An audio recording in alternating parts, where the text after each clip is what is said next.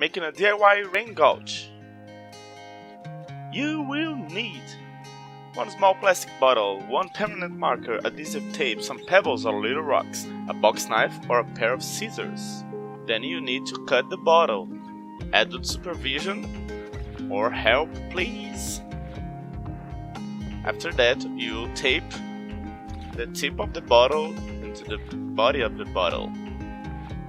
Then you add the little rocks, mark the bottle, and let it rain. And don't forget, have fun.